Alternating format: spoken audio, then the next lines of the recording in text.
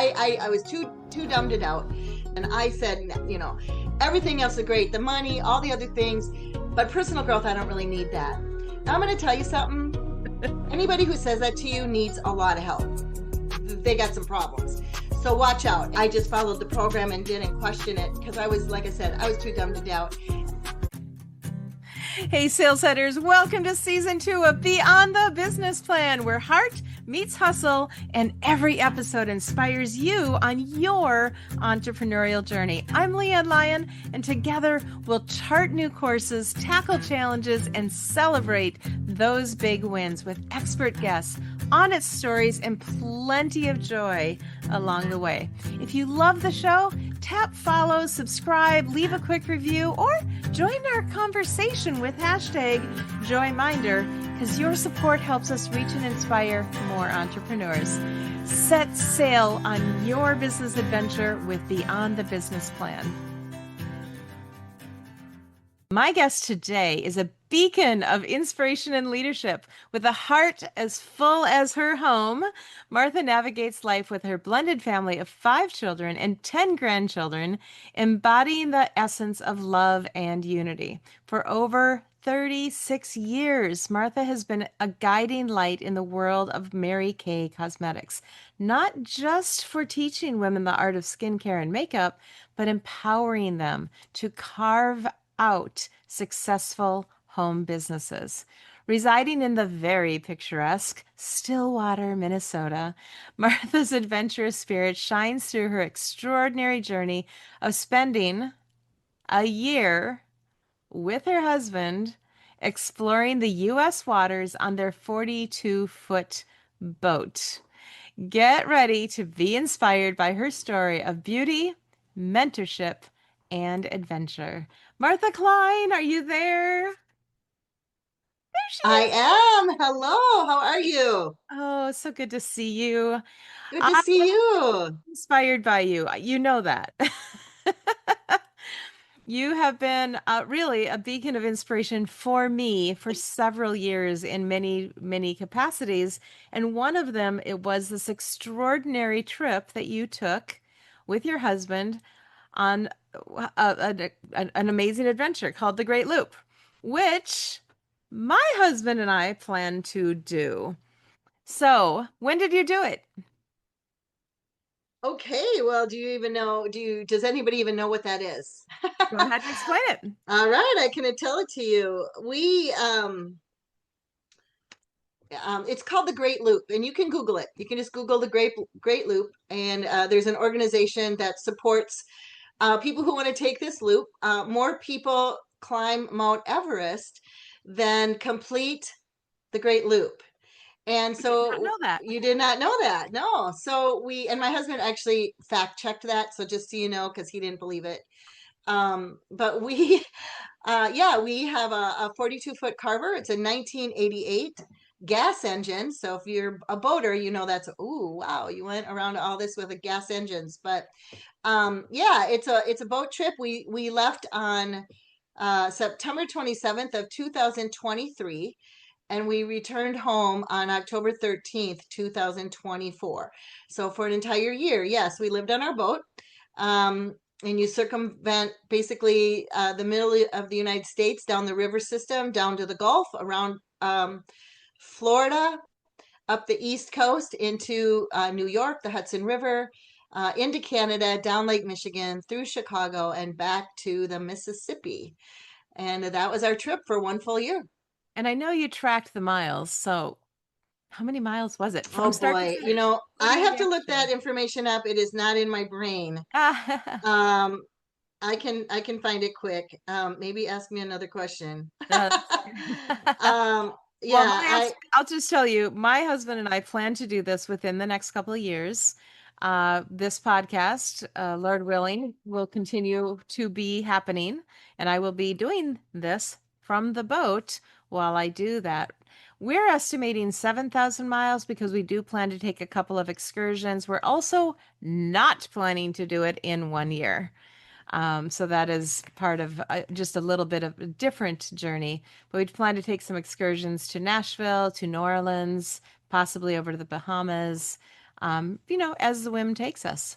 So how many miles? You looked it up. Okay, yeah, we did 7,448 miles, 899 engine hours, 172 locks. Our average speed was 8.3 miles an hour. Um, yeah, so from She's got all October, the stats. yeah. So yeah, that was that. And the thing about this loop, this isn't a show for people wanting to do the loop, No, but it's your loop. You get to do whatever you want. I mean, people do it all kinds of ways. Some people, you know, I guess if we want to talk a little bit about entrepreneurship or leadership, and anything that you do, you need to make some decisions, right? It just, things don't just happen like, oh, I want to be rich, and boom, the money just shows up in your bank account. Now, I do wish that would happen, but it not really, I guess, because working for it just makes it all the better. But before we left, we set down some perimeters, and we said that, now, I'm not a camper. I don't camp, just so you know.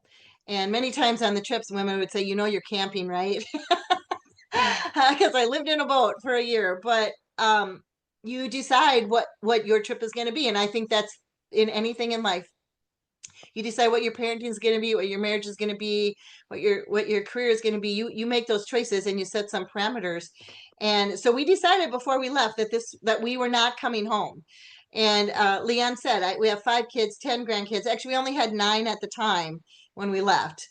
We gave them strict instructions: no deaths, no marriages, and no births.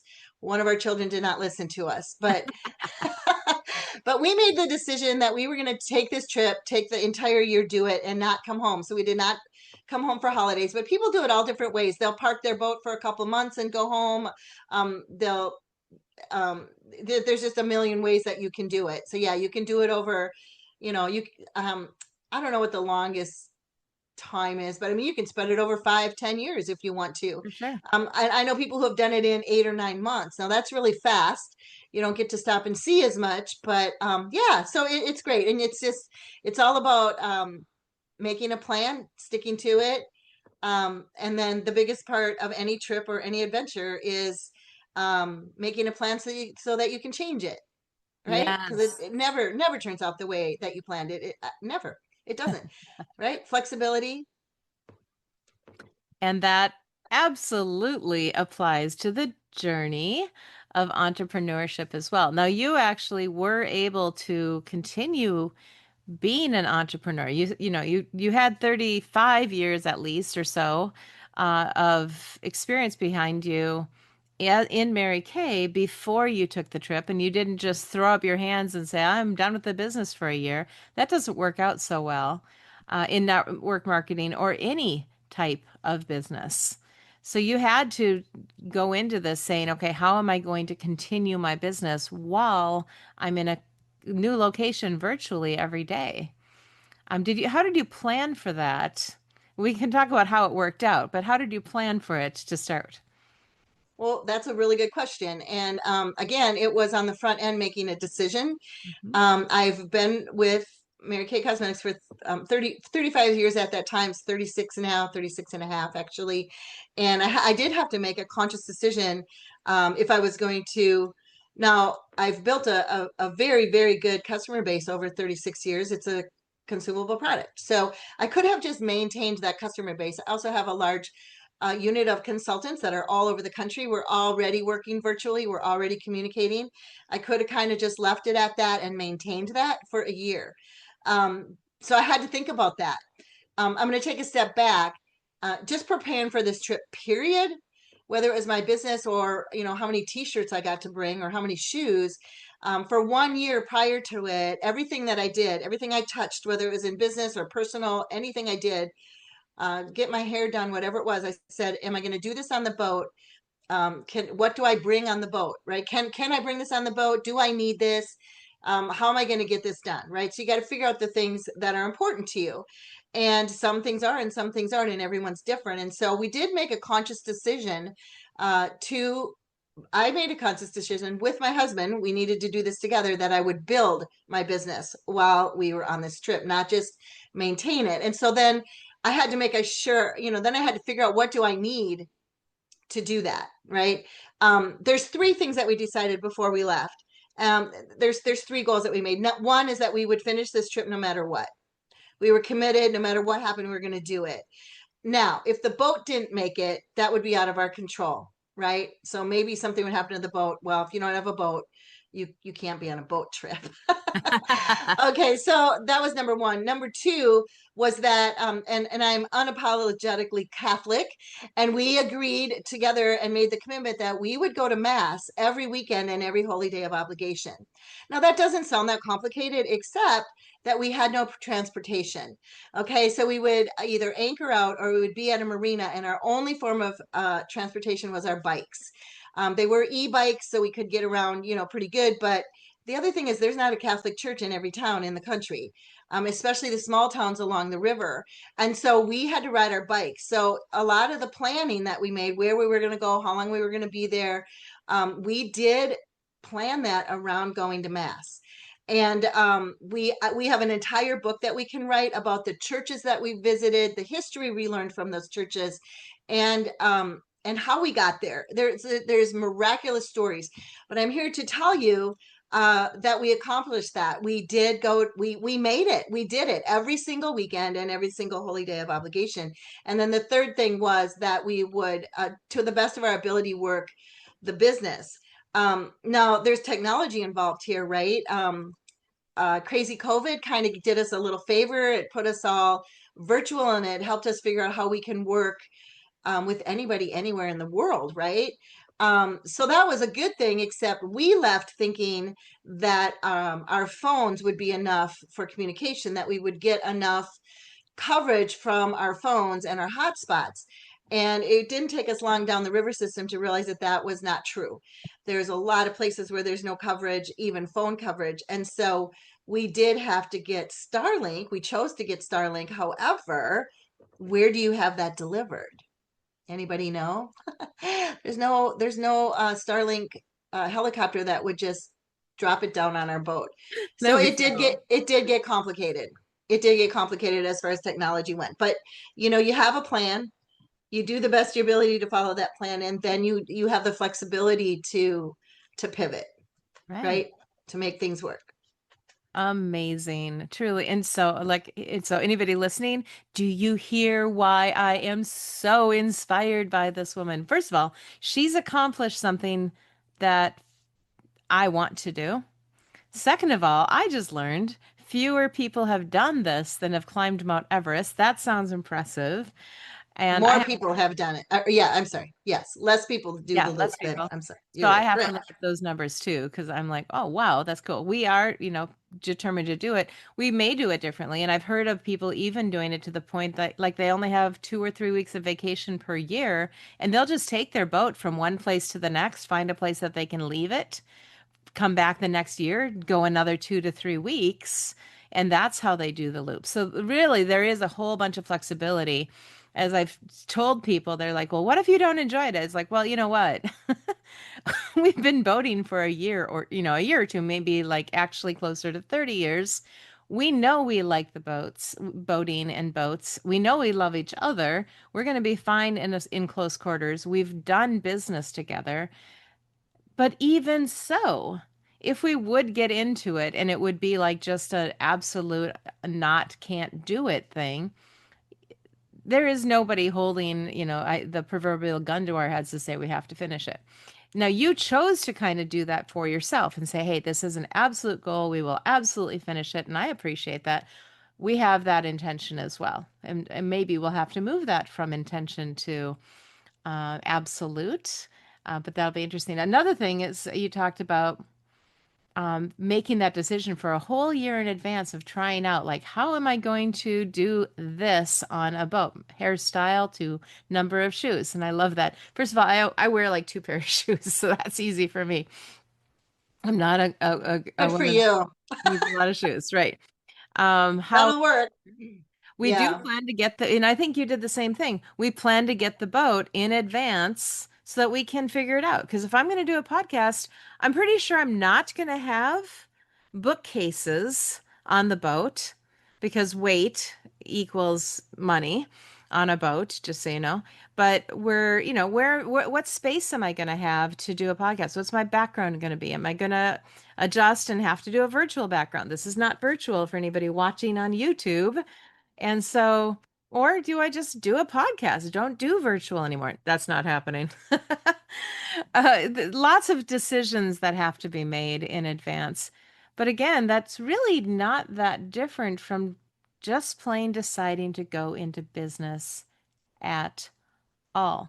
So we're going to take a quick little break here. And when we come back, I want to dive into more of Martha's story and her business story, not just her business boating story, because I think that's fascinating, but there's so much more to uncover. So we'll be right back.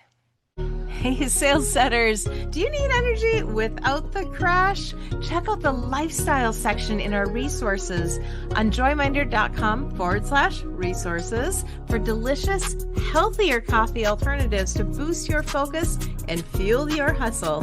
Skip the jitters, love your brew. You can also go directly to whyilovemycoffee.com, and I'll see you there.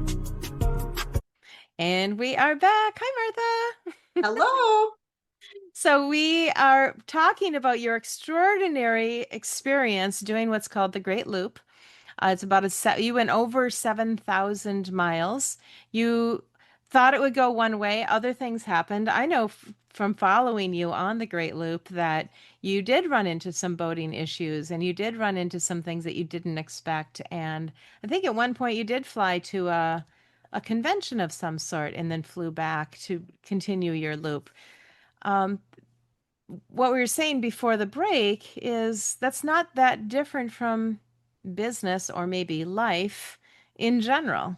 Have you ever made a plan and it executed exactly as you planned? Never. Never. No, I wanted to point out too where you were talking earlier about people doing the loop different. Some people, the opposite of doing a vacation 2 weeks or 3 weeks, some people sell everything they own, Yeah. buy a boat, and there you are. So if you change your mind, you got to find a place to live or find a place to park your boat and live on your boat. So, I mean, yeah, opposites. So yeah, make a plan. People don't plan to fail, they fail to plan. Correct? So if it's always good to make a plan and then you can follow the plan and then you can change the plan.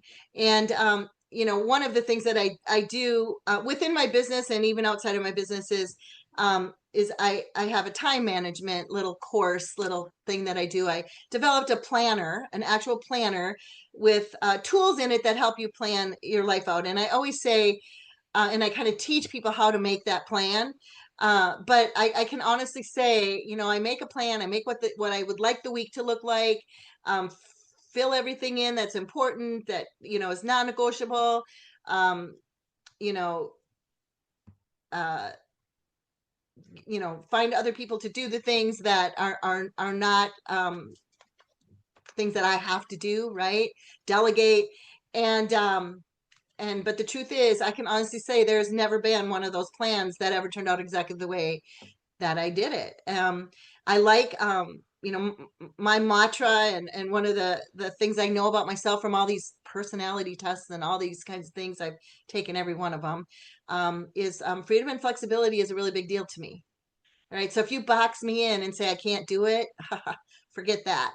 Yeah. I'm going to do it whether it's good or not. But flexibility is a big deal. And so when I make a plan, it's mostly to help me make sure that I get the main things done. But I love the fact that it's flexible. I can change it. If I decide to have a lunch with a girlfriend instead of, you know, something else, I can do that if I feel like it. Is the blessing of entrepreneurship. Almost all entrepreneurs I talk to, they comes back to the freedom to have either time or financial flexibility, time freedom, financial freedom. But that flexibility, I know several of my previous guests have mentioned that they went into business because of their children. They just plain knew they wanted to soak up every bit of time they could with their kids. What inspired you? And I mean, I'd love to know more about your history. Even before Mary Kay, what were you doing? What inspired you to start with Mary Kay, and was it full time right away, or what was that like in your life? Well, it's funny because some people use their kids for a reason and some people use their children as an excuse. And right. And so my children have always been my reason. But prior to Mary Kay, so I was, this is my second marriage. So we have a blended family, which I believe was in the introduction. And so I was married. I had a challenging marriage.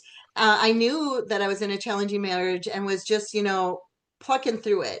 And Mary came into my life. I knew I had a full-time corporate job. I have a college degree in speech communication, and I knew early on that freedom and flexibility was a really big deal to me, and that I was kind of naturally an entrepreneur.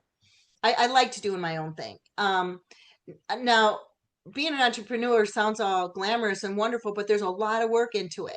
You work harder as an entrepreneur than you probably ever will 9 to 5 for someone else, but the payoff is, and it may not always be even the highest payoff, but it is definitely a payoff in your values and your morals and your goals in life, right? And so I started out, I worked a corporate job, and I was actually in the fitness industry. So as a side gig, I did nutrition classes and fitness classes and that kind of stuff.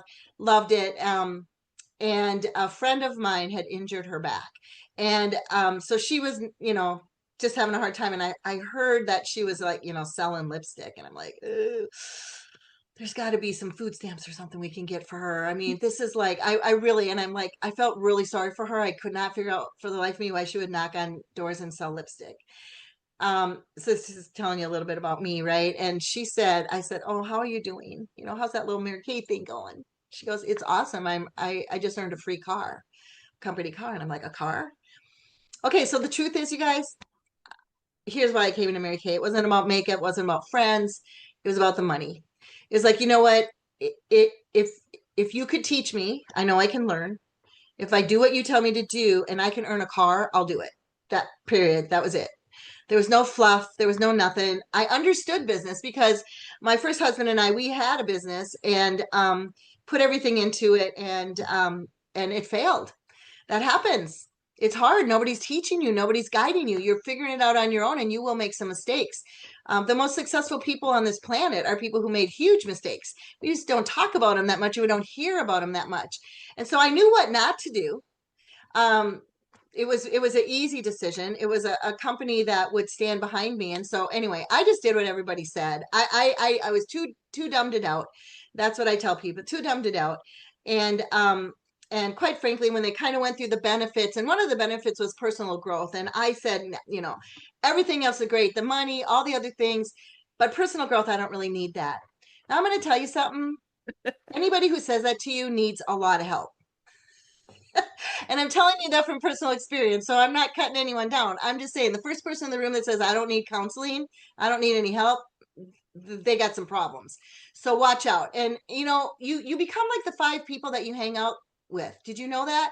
And today we're hanging out online, we're hanging out on podcasts and Facebook and social media, and so pay attention who you're hanging out with, because that's who you're going to become.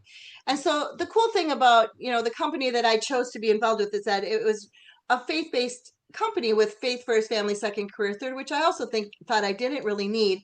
I just didn't feel like it was true. Okay, I had worked for companies and they had told me that my family could be a priority, but when it came down to it, and they didn't want to give me vacation time for my grandfather's funeral, you know what I mean? So I didn't believe it. I didn't believe that there was something out there that I could do and really have that balance.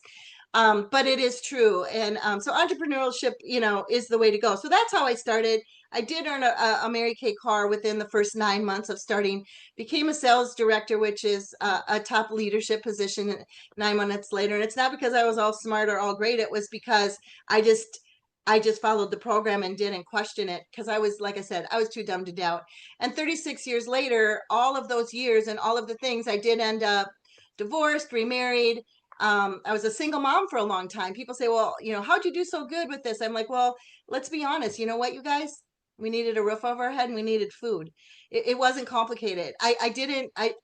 I worked scared sometimes because it was a necessity. Probably the hardest time in my business in the 36 years is when I married my husband. We actually had a child together. So he had three, I had one, we have one together.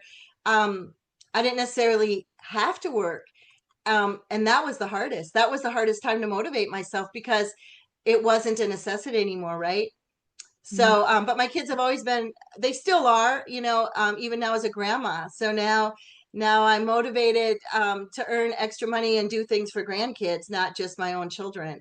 Uh, So I'm not sure if I answered your question, but that's a little bit about my history. you There's a lot of did. life lived in 36 years for sure. Yeah, absolutely. No, you absolutely answered a great question of just, well, really, I mean, there's all sorts of reasons why people start a business. Now, you did touch on one thing I want to get back to, and that's you said you kind of always knew that there was a bit of an entrepreneur inside of you. How far back did you kind of know that? Well, I don't think I was totally aware of it or understood what that was because, being in entrepreneurship is not something that they teach you in school. No. And they certainly don't guide you through college with that. But, you know, it goes back to selling Girl Scout cookies probably.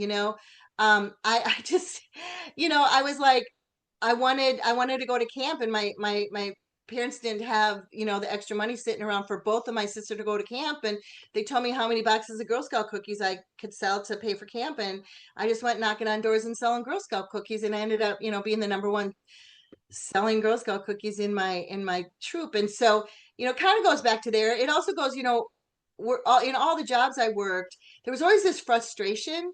And I never really, always blamed it on the people or the corporation or whatever, but it was really me. It was really who I am didn't fit in that box. And I would always work really hard and then be told, well, just be patient. You'll get a promotion when it's your turn or when you're older or when you have more education. And there was all these things. And I was like, forget it. I'm working hard. Pay me. Give me, and I didn't understand that those are the times when I just kind of woke up and went, entrepreneurship is really it really works for me, Yeah, you know. I think for me, working in businesses, especially after I got into, you know, yeah, outside sales was my first exposure officially after I left a teaching job. So I was a teacher, then I got into sales, outside sales. So I had that freedom suddenly to get my nails done at 1 o'clock on a Thursday afternoon, and still get all my numbers hit. It's all about the metrics and sales.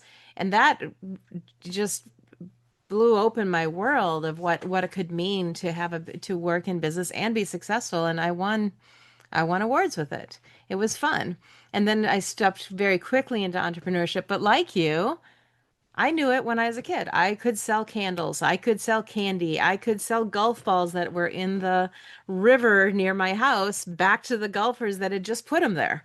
And it was fun. So, entrepreneurship for both of us, we had the taste of it. And I think that's great that there are organizations really, and a lot of schools do fundraisers and stuff like that too.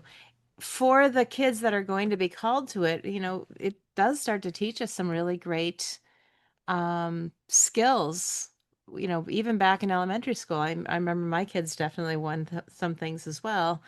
We would practice scripts on selling cookies, by the way, Well, until and they I felt think, comfortable. yeah, and I think schools would do kids justice by just letting them build on their natural skills and natural abilities. Different people have different skills and different abilities. And looking back, school, work, all those things, they kind of try to put you in this little box, right? Like everybody needs to fit in this box. And that's not true. That's not true. People have different abilities and different skills, and we all work and nurture each other, and together we make an amazing, beautiful world, right? Yeah. um so you got to be really careful who you hang out with. Like I said earlier, there's balcony people and there's basement people. And let's be honest, here's my mantra, and it comes from a friend of mine. I didn't make this up, she did, but I love it. And it's, we are where we are by the choices we make, or the choices that we allow others to make for us. And so the younger we learn this, I believe the younger we learn that we do have a choice, as long as it's moral and it's ethical and it's legal. We do have choices. And I believe in so many places in our lives, we're taught that we don't have a choice. And I mean, there are some places in remote places of the world where it is 100% purely survival, and maybe they don't have as many choices, um, but that's not how it is here in the United States of America. No. Right. So it's time to quit blaming our parents, blaming our jobs, blaming our government. It's not their fault, Yeah. right? We Right. get to make some choices and know yourself. Yeah. Self-awareness is huge. It's huge. If you know yourself, you can get along with anybody. You can do anything, right? Yeah, I'm pretty sure I am completely unemployable at this point, not only because I love the freedom, but also I know that when I do step into a business where I'm expected to, like you said, fill a box, I can see bigger than that. I'm a visionary. So when even in an existing business, I'm like, but did you know you could do this? And this is why I love working with people that are just starting out on their entrepreneurial journey, because oftentimes they don't have a bigger vision. And it's fun to be part of expanding that vision, helping them see all the possibility that could be part of it, and then helping them along that path as well. So the And life is going to happen, Sure. right? So and we don't know. In hindsight, I look back at all of the things that happened in my life, and I honestly do not know how I would have been able to handle some of these things without that freedom and flexibility and the confidence that you build. Actually, it's you become a better person, and then you get to pass that along to other people and help them become better. That's awesome. We're going to take a quick break here. And when we come back, there's another very important aspect. Martha's actually touched on it a couple of times already, but we're going to dive into it a little bit more when we get right back. Hey, sales setters, are you tired of searching for just the right business tool? Skip the guesswork. At joyminder.com/resources, we recommend the trusted tools we know work. Book a call with us and get matched with the right resources to fit your business stage. Find details and booking in the show notes below. And we are back. We are wrapping up our time with Martha, but we're not quite done. We have talked about traveling a 7,000-mile boat journey. We've talked about navigating the waters of entrepreneurship, the people that you hang out with and how much they matter.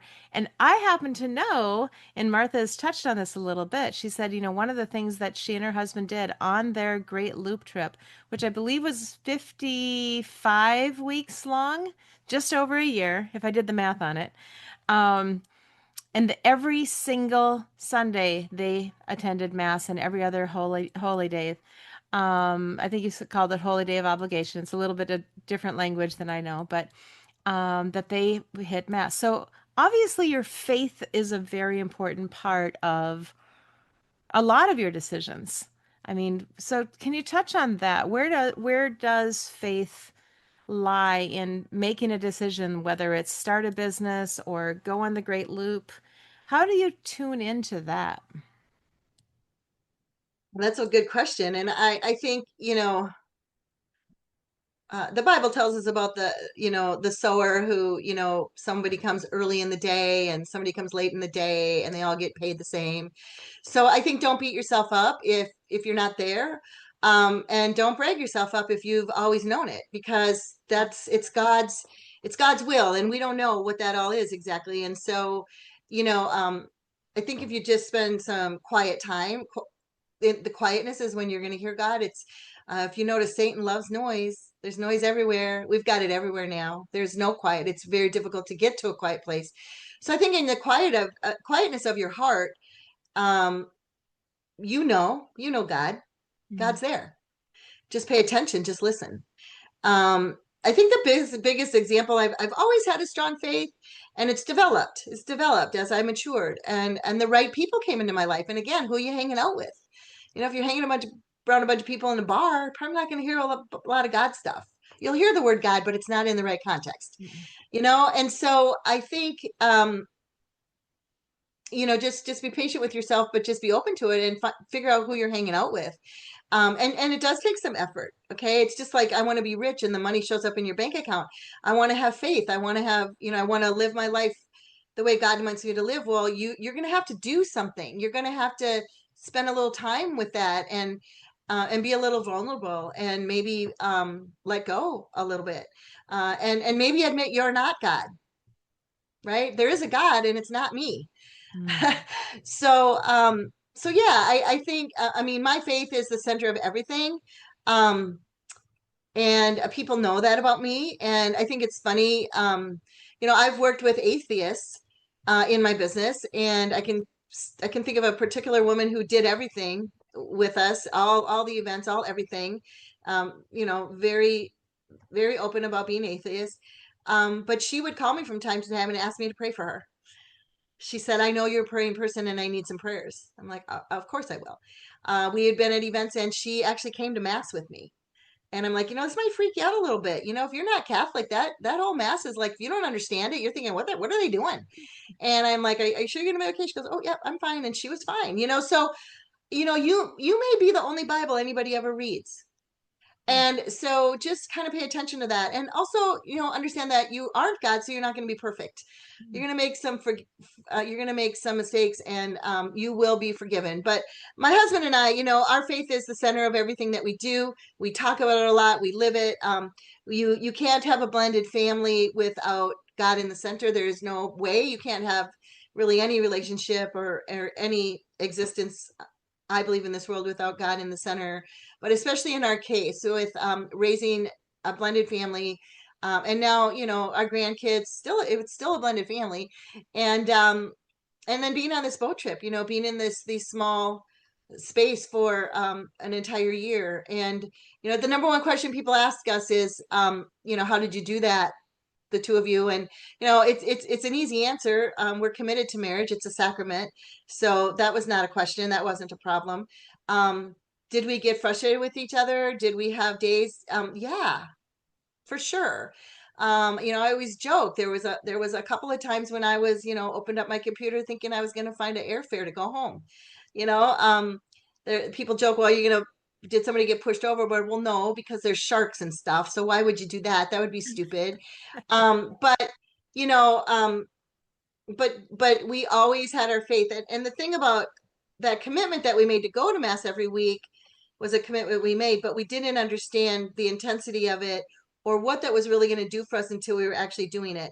So we might have a really rough week. Now, this is in everything, but just think of a boat, and think of the waves and the storms and that kind of stuff, the waves and the storms of life.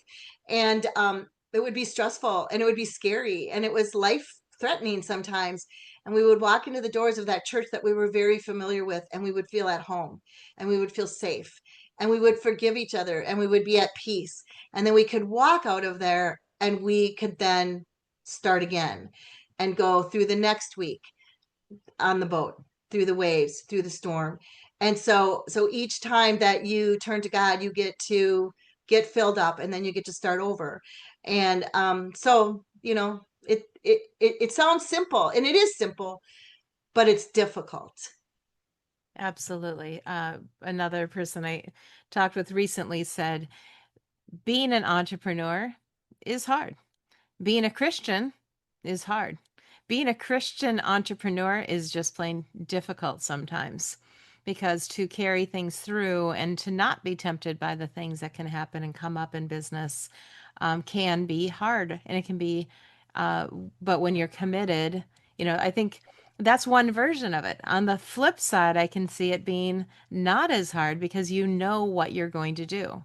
And whether that's even not to do something because, well, it's just out of line with what you know you're called to do.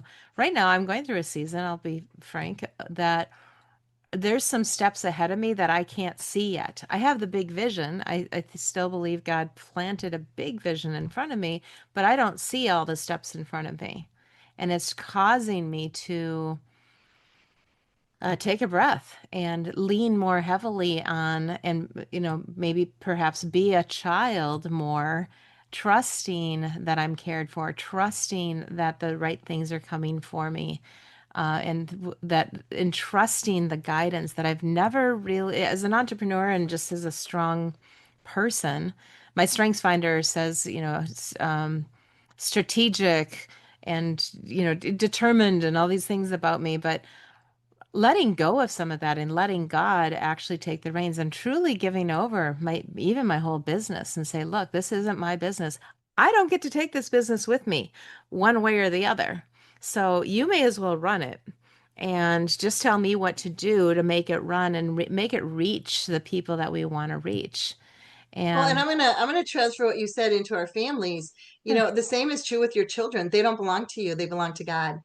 And that's an even that's as hard as an entrepreneur, but as a parent, it's very difficult. Like yeah, letting your children go, let them go, and trust God with them because they're not yours. This business is not yours. no.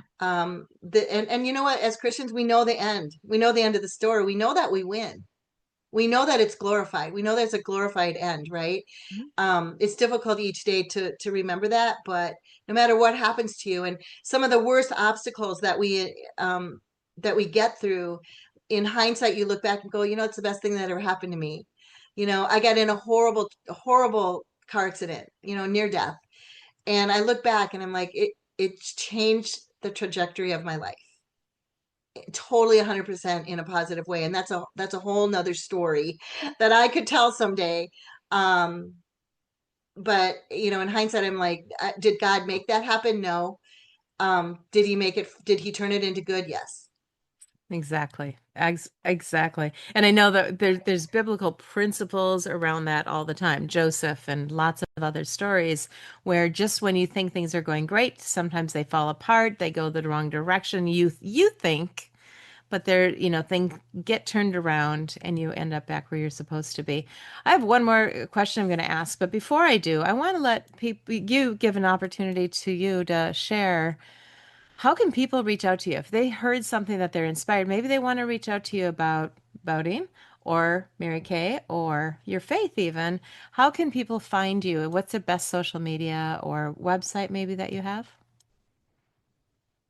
You know, probably the best way to reach me if you want to talk to me would probably be you know, texting me or email. So email is Martha Klein, my name, MarthaKlein at usfamily.net.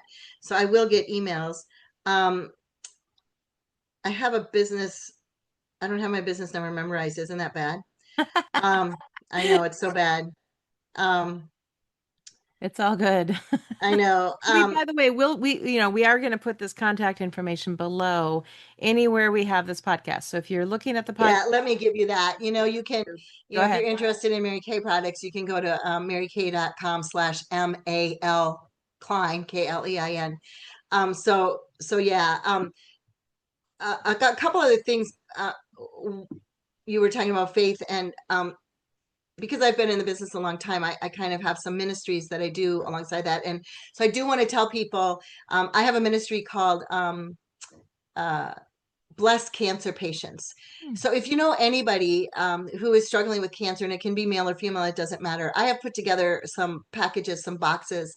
Um, and it's in honor of my mother who passed away from cancer. And her oncologist works with me, and I actually bring them to her office, and she actually hands them to her cancer patient. But if you know somebody, it's all free. I just ship it out.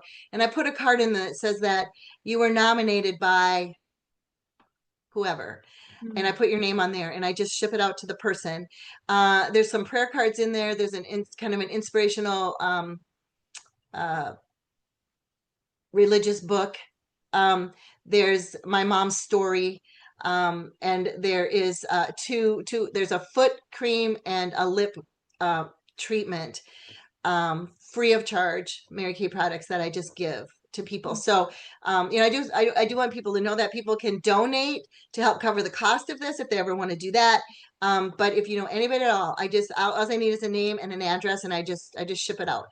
And people have texted back or found me on Facebook and said that then when that box came, they were crying. It was the nicest thing anybody ever did. And people are very alone sometimes with that disease. So I wanted to throw that out to you. So anybody, I'm more interested. I love that if you would, you know, want to work with me with products and those kinds of things. My husband have a couple other side medical products that we work with also, but more important to me at this season in my life. It's the fourth quarter and we're hoping for overtime. And so at this point, it really is a lot about the ability to be able to give back. Yeah. When you've received a lot, I believe it's important that we give back. You also mentioned that there's a time management tool that you kind of developed. Is that something people can access? It is now. It's not. No, there's no online. It's kind of on my to-do list to get that organized, where you can just plop on online and take a look at that. What I developed is an actual planner. It's actually a physical planner, and I teach you how to work with this planner. Like I said, we don't plan to fail, we fail to plan. Mm. And there is a psychological, when you write something down, when you write it, it's processed in your brain differently. So it's not like you have to walk around with the planner, but you do have to plan it, I believe, on paper, writing it out, planning it out, and then it's kind of etched in your brain. Then you can move it onto your phone or your iPad or whatever and work from there. So yeah, I mean, that would be something. I do workshops, like I'll just do Zoom workshops with that, gather a bunch of people together, and we just do it on Zoom right now. But yeah, that could be a fun little, business to just develop better. Well, We're I'm newly off the developing. boat. We're newly off the boat, so it's on the list. Well, I'm developing an app and for my company and my business, and there's a lot of ways into, again, there's a huge, there's a lot of value in writing this down. So I say app and immediately that's electronic in many ways. So there's not a, it's just different. Your brain processes electronic, even texting, typing, different than writing. And so, but there could be some overlap. We'll have to have a discussion about that. And I'm so blessed that we actually live in the same state. We do get to see each other occasionally, maybe even today, which would be kind of fun. Are you going out on your boat? Maybe. And Kind of rainy. It's kind of gloomy, yeah, but kind of rainy today, we'll but be around this weekend. and but I'm going to ask you one last question as we go. Um, with all of your experience in business, with all of your experience living in very close quarters for a year on a boat, how what and I guess I'm just going to very carefully step into this, but also it just in the climate of the world right now. It seems like people get offended a lot. How do you stay unoffendable? Hmm. Well, I don't. I get as offended as anyone else does, so I need to be honest about that. But I think it is knowing who you are, knowing whose you are, um, and um, and just staying really focused on that. And again, you kind of have your tribe, I guess that you might call it. I'm not sure that I like that word, but the people that you hang out with, you do have your inner circle, and take a look at who that is. There might be some people in that inner circle that are unhealthy and maybe they shouldn't be there and they may live in your home. So that's called boundaries, right? You try to figure that out. Um, I have I I really engaged in this mostly on the trip, but I knew about it before. It's the let 'em theory, and you can Google that. And there's some really good teachers on this subject. But if you just let it go, let go and let God, um, honestly, you know what? I will, my favorite prayer, my favorite quote in the Bible is, "Forgive them, Father, for they do not know." Mm. So if you feel offended by somebody, I guess my recommendation is look at them and just go, they don't know, and forgive them. And then, you know, you maybe have to put a boundary there. Or maybe God's asking, and pray about it. Is God asking you to say something? You know, um, I probably offend people more than I'm offended. Unfortunately, because I think sometimes God is saying, "Be quiet," and I just open my mouth, so that can be a problem. But you know, I don't know. I think that it's your responsibility whether you're offended or not. That's a choice. I, We are where we are by the choices we make or those we allow others to make for us. Are you allowing somebody else um, to put you in a place where you feel a certain way. We have choices there.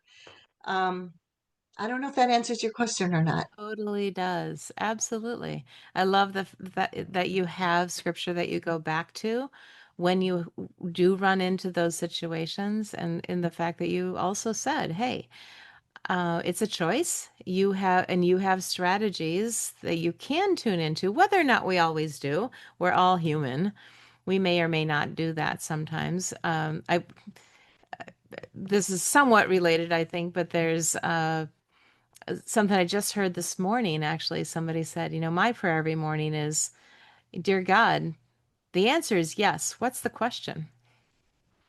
And, staying really open to this kind of goes back to my feeling like I see the path, see the step right in front of me, but I don't see very many steps beyond that at the moment.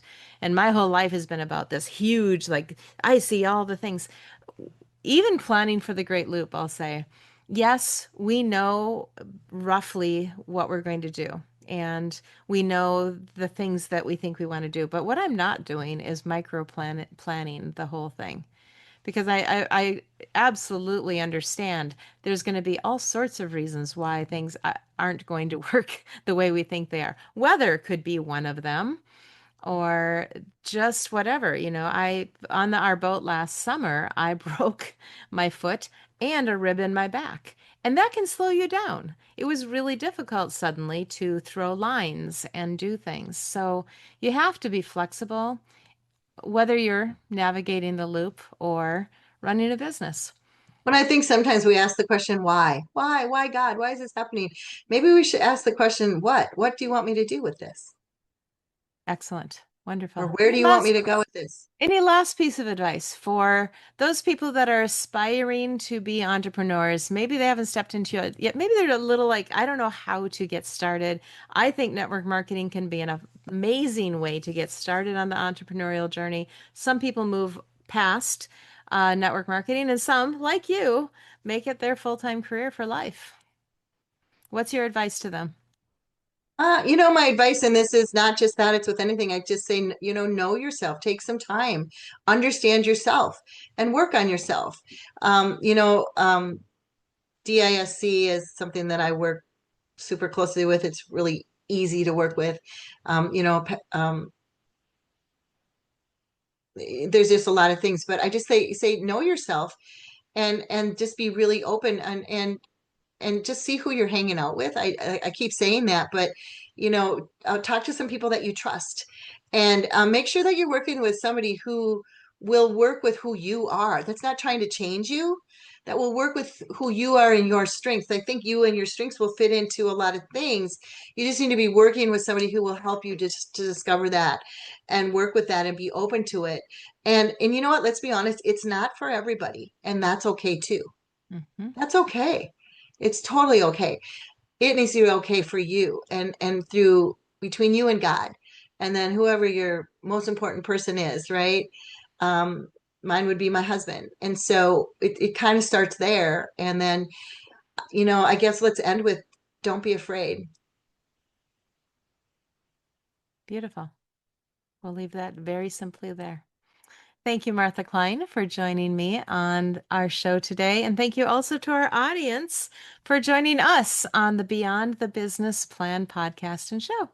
We are here to unleash your joyful business potential. So remember, leadership is a voyage you can take with others. So find your tribe for the journey. And entrepreneurship, by the way, too. Give us a like or subscribe or whatever you do on your favorite podcast or video platforms to keep shining and aligning with your purpose. And we would love to help you at Joyminder Solutions. Then come on back every week to our new inspiring episodes. And until that time, I'm LeAnn, Lyon.com, your Chief Joy Officer, signing off. Keep spreading the joy, keep leading with heart, and I will catch you on the next wave of success. Hey, sales setters, are you ready to thrive and find more joy in business? Discover practical strategies, inspiration, and lots of resources at joyminder.com. These will support your entrepreneurial journey and help you level up your business with heart. See the link in the show notes, and I'll see you soon. Thank you for sailing with us, Sail Setters. Remember, your journey goes beyond the business plan. So keep charting your own course, leading with heart, and tuning in for more joy and inspiration. Find all the resources and connections in the show notes below, and your support means the world to us. So join our conversation at #JoyMinder, or simply share your favorite takeaways in the comments section below. Until next time, set your sails for success.